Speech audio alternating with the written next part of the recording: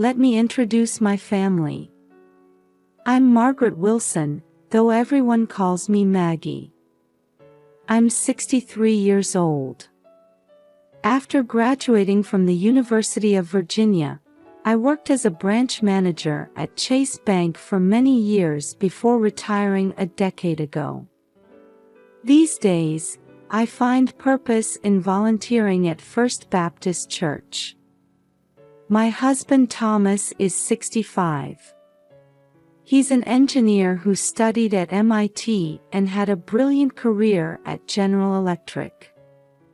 Even now, he's meticulous and hardworking, spending his weekends at the Kingsmill Golf Club. Our son David is 35, a CTO at a tech company and a Stanford graduate. His wife Jennifer comes from a prominent Boston family.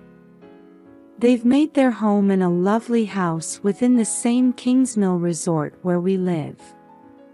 And then there's my treasure, my 8-year-old grandson Kyle. He's a third grader at Williamsburg Christian Academy, a smart boy who excels at swimming. My mother Mary, who passed away 2 years ago, was the founder of a successful local department store chain. She adored Kyle and left him a trust fund worth $70 million. We live a life of comfort in the upscale Kingsmill Resort near Williamsburg, Virginia. On a misty morning at Kingsmill Resort, the perfectly aligned colonial-style mansions stretch toward the sprawling green golf course. In our garden, the antique roses my mother cherished are blooming beautifully again this year. Grandma, what was the sermon about at church today? When I return from First Baptist Church, Kyle is always waiting at the door.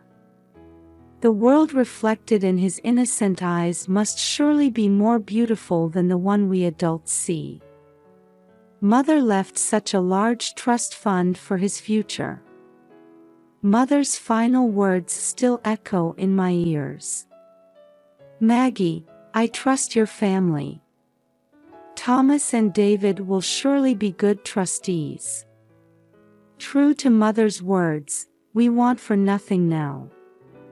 But sometimes, I feel a slight unease in this too perfect daily life. Like a single raindrop falling on a still lake, it disappears quickly, and yet. On a crisp July morning, I stand in the kitchen where the roses in the garden shimmer in the morning sun. The antique roses that Mother carefully tended are now under my care. The way the morning dew sparkles like jewels on the petals was Mother's favorite sight. Good morning, Maggie. Thomas appears with his newspaper, as usual. His meticulous nature hasn't changed since retirement. He's already preparing for his early morning round at Kingsmill Golf Club. Navy polo shirt, white pants, and the gold cufflinks Mother gave him. His perfect appearance might be a point of pride from his MIT engineering days. I pour coffee into a small white cup and begin my devotional time. Prayer words quietly fill the room. This peaceful morning ritual is a precious habit inherited from Mother. Sitting in a deck chair by the pool with my Bible open, the morning sun reflects off the water's surface like scattered diamonds. The tranquility after completing my daily routine at First Baptist Church is comforting. Grandma. Kyle's energetic voice breaks the silence. He comes running with his new swimming goggles. My grandson, the most popular child in First Baptist Church's Sunday school, brightens up everyone around him. In his white polo shirt and khaki shorts, he looks like he stepped right out of a magazine. Kyle, did you eat your breakfast? Yes. Mom made her special pancakes. They were delicious with lots of blueberries and maple syrup. Jennifer always shows off her culinary skills during weekend breakfasts. Having grown up in a prestigious Boston family, her cooking is first class. Lately, her menus have become especially elaborate. But recently, something seems different about her. Those dark circles under her eyes worry me. Maggie, may I join you for the Whole Foods shopping trip this weekend? Jennifer places her hand on my shoulder from behind. The scent of her Chanel perfume mingles with the morning air. Of course. Your sense of style is wonderful. You're much better at choosing organic vegetables than I am. Thank you. Actually, David seems to be thinking a lot about Kyle's future lately, including the education fund and everything. Jennifer's voice trembles slightly during our casual conversation. Her hand tenses on my shoulder. That's natural, isn't it? He's our precious son. Yes, but sometimes, his intensity frightens me. What do you mean? Oh, it's nothing. Jennifer suddenly changes the subject and starts planning the weekend menu. There seemed to be a hint of panic in her gesture. Sunday at First Baptist Church. As hymns fill the air, we sit together as a family. Kyle's clear voice rings out like an angel's. The Virgin Mary painted on the church ceiling seems to smile down gently. During the fellowship time after service, we enjoy our usual Chick-fil-A lunch. Family smiles around the table, a familiar scene, yet something feels off. Hey, Kyle! David calls out to his son, holding a new video camera. The latest Sony model just arrived last week. Dad, are you filming again? Yes, I want to document your growth. Especially this summer, I want to capture lots of memories. Come on, look this way. Isn't this a bit excessive? Everyone. Thomas spreads a brochure on the table. The glossy pages display vibrant photos of Busch Gardens.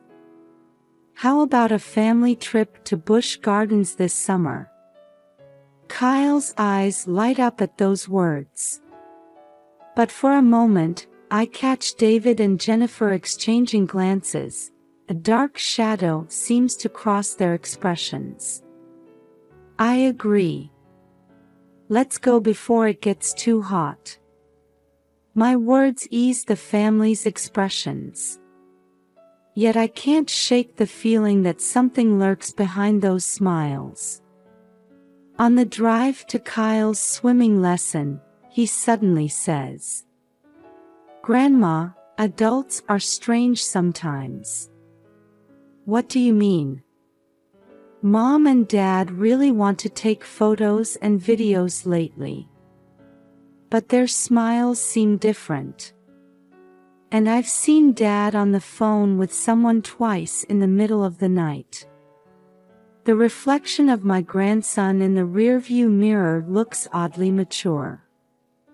His observant nature, unusual for an 8-year-old, catches me off guard. That night, looking through photo albums in my bedroom, Mother's last words come back to me. Maggie, my final gift. It will surely bring happiness to your family. The photos in the album certainly show happiness. But now, I can't shake the feeling that some unseen shadow lurks behind these perfect smiles. Tomorrow will bring another happy morning, I want to believe. Yet why does my heart grow heavier by the moment? From the deck, I look up at the night sky where stars twinkle quietly. In our too-perfect daily life, something is definitely beginning to change. Pulling into the parking lot of Patrick Henry Mall, the largest shopping center in the Hampton Roads area. The summer sun beats down on the lot filled with luxury vehicles. Today we're shopping for our upcoming Busch Gardens trip. Kyle, don't forget sunscreen. At my reminder, Jennifer hastily begins searching through her purse. Her Louis Vuitton bag contains several envelopes I've never seen before. Oh, documents? Yes, just insurance renewals and such. She quickly pushes the envelopes deeper into her bag. There's something hurried about her movement. Inside, the mall bustles with weekend activity. Kyle stops in front of the swim shop, examining new swimsuits. This blue one looks cool. It does. But maybe we should get a size larger. Jennifer's words give me pause. We've always bought Kyle's clothes to fit exactly, so why? Oh, David. Aren't you working? Unexpectedly, we run into my son at the mall. He's in an expensive suit, deep in conversation with an unfamiliar man. Upon seeing us, he quickly bows to his companion and says goodbye. Just a quick meeting. We have a client nearby. On a Sunday? That's demanding. Business never sleeps. David's response is cheerful, but tension shows in his expression. Over lunch at the Cheesecake Factory, we plan our Busch Gardens trip. Brochures spread across the table. Apollo's chariot has a height restriction, so Kyle probably can't ride. But Griffin should be fine. The safety measures are perfect, no need to worry. There's an unusual certainty in Thomas's voice. His typical engineer's caution seems somewhat diminished. Where should we take commemorative photos? The Ireland section would be nice. The background is beautiful. We should take videos too. As conversation flows, Kyle whispers in my ear. Grandma, aren't Mom and Dad obsessing about photos a lot? His words take my breath away. Indeed, lately they've been unusually fixated on preserving photos and videos. Almost as if they're trying to document evidence of something. Ah, right. David suddenly stands up. I need to take this call. Important business with the insurance company. He hurriedly leaves the table. Through the restaurant window, I can see him talking to the same man from earlier. Insurance? Yes, they've been calling frequently lately. About life insurance reviews and such. Jennifer's voice trembles. She downs her water in one gulp and excuses herself to touch up her makeup. Meanwhile, Kyle quietly eats his cheesecake. But his eyes carefully observe the adult's behavior. Grandma. Yes, dear. I'm excited about making summer memories. But everyone seems different. Not like usual. Those words weigh heavily on my heart. Indeed, the family atmosphere has been gradually changing lately. Though peaceful and happy on the surface, something ominous seems to lurk beneath. By the time we finished shopping and headed home, that dusk was approaching. Kyle quickly fell asleep in the car. His sleeping face in the rearview mirror looks angelic. But David at the wheel and Jennifer in the passenger seat look pale, almost like different people. When we got home, they rushed to leave. "It's late, why don't you stay over?" "No, we have things to take care of at home." David's voice shakes. Jennifer has already gotten into the car. Watching their departing backs, I wondered, was my decision to leave that line the right one? But why do they both look so deathly pale? That night, I clutched Mother's heirloom ring and prayed. What would tomorrow bring us? I had no way of knowing the answer yet. The next morning, after a sleepless night, I went to make my usual coffee when a newspaper headline caught my eye. Emergency stop on Busch Gardens roller coaster, control system anomaly detected early, major disaster averted. The white mug slipped from my hands. The sound of shattering ceramic pierced the morning silence.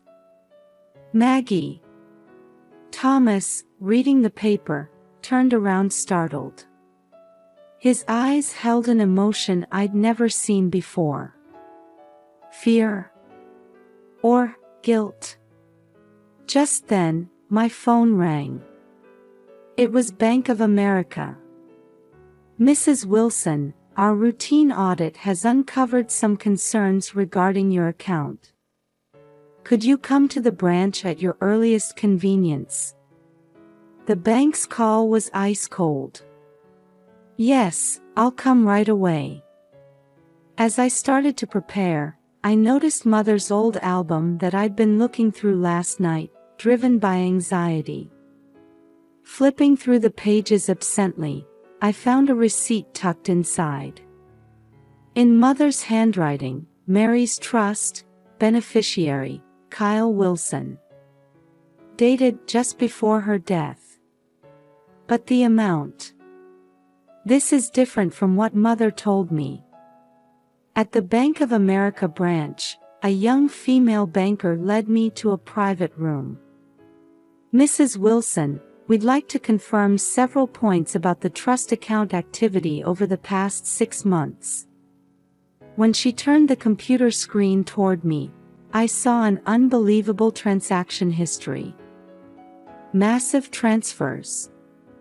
International wire transfers.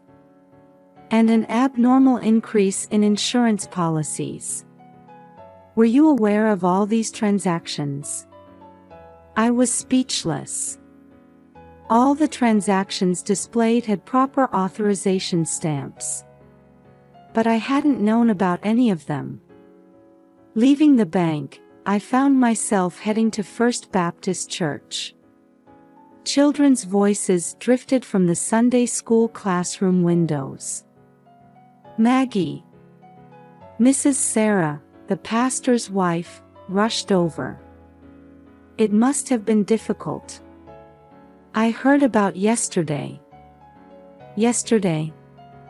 Yes, about David suddenly resigning from the church's financial management position. And something about a long overseas business trip. In that moment, all the pieces started falling into place. Returning home, I heard my husband's voice from the study. Despite the late hour, he was on the phone with someone. "Yes, proceed as planned. The insurance money will definitely." "No, yesterday was unexpected. But next time." The conversation suddenly stopped when he heard footsteps on the stairs. Looking at Mother's photo, I pulled old documents from the drawer. They contained the true records of Mother's trust. The public figure of $70 million was just the tip of the iceberg. Mother had an even larger fortune in Swiss banks. and those who knew this fact. I quickly opened my laptop and checked old saved emails. Mother's final message. Maggie, if you're reading this email, something must have happened. Actually, I made a certain decision. As I read through the screen, tears rolled down my cheeks. Why hadn't I noticed earlier? Kyle's innocent smile beamed from the photo frame. I could only pray that our adult greed and betrayal hadn't tainted those pure eyes. Outside the window, the moon was rising. Its light was quiet and sorrowful, like Mother's gaze. Tomorrow, I must make a decision. To prevent our family's collapse. And above all, to protect Kyle's future. In an interview room at the Williamsburg Police Department. Morning sunlight reflects off the coffee cup on the table. Mrs. Wilson, this is a serious matter. Detective Sarah Collins studies me from behind her glasses. Stacks of evidence documents I brought sit before her. Attempted insurance fraud. Misappropriation of trust funds. And an attempted accident. But it remained only an attempt. My voice shakes as I continue. Thanks to an 8-year-old child's intuition. Leaving the station, I headed straight to First Baptist Church. Though it wasn't Sunday, there was someone at the small church. Maggie. Pastor Michael was waiting in the prayer room. Your decision. Yes. I want to protect my family. But that won't be an easy path. I know. But. I take a deep breath, choosing my words carefully. Judgment and forgiveness belong to God. But there are things I can do. Face the truth, and show the path to redemption. In our living room. The evening light filters through the heavy air. David hangs his head. Jennifer can't stop her tears. Thomas stares out the window, motionless. The company's debt kept growing. David's voice is hoarse. Failed investments, snowballing loans. Was it your idea? This plan? At my question, Jennifer looks up. It was mine. Her confession is quiet. My family's business in Boston went bankrupt, my parents vanished. Under the pressure, I agreed. Thomas's voice resonates heavily. Retirement anxiety wouldn't go away. And our grandson's future. Greed drove us mad. What about Kyle? He knew nothing. David's voice trembles. Only a pure child's intuition stopped us. Silence dominates the room. The detective explained what happens next. I begin quietly.